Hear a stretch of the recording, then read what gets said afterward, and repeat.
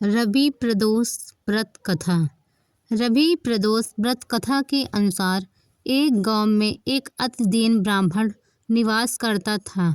उसकी साध्वी स्त्री प्रदोष व्रत किया करती थी। उसके एक ही पुत्र था। एक समय की बात है, वह पुत्र गंगा स्नान करने के लिए गया।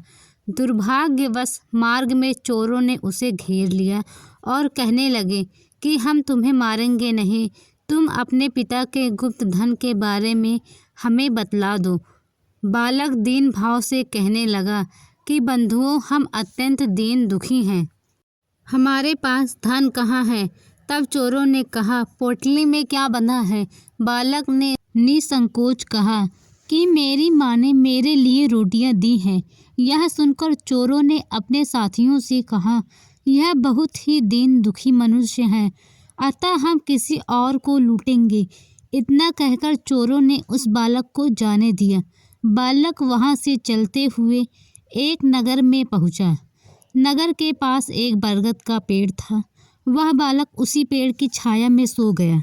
उसी समय उस नगर के सिपाही चोरों को खोजते हुए उसी बरगद के वृक्ष के पास पहुंचे और बालक को चोर समझकर बंदी बनाकर राजा के पास ले गए।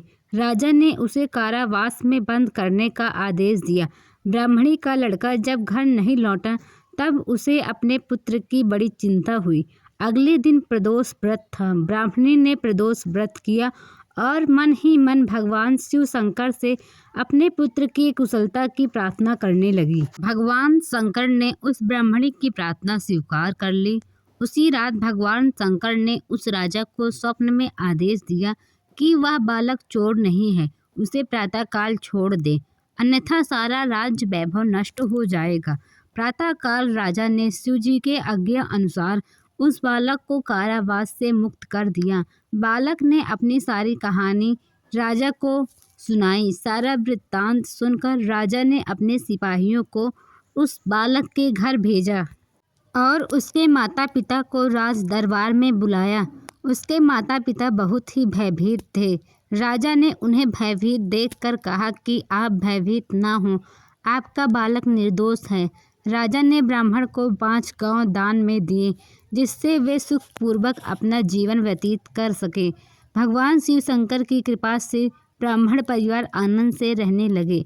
अतः जो मनुष्य रवि प्रदोष व्रत करता है वह सुखपूर्वक और निरोगी होकर अपना पूर्ण जीवन यापन करता है तथा उसके जीवन में हमेशा खुशहाली रहती है।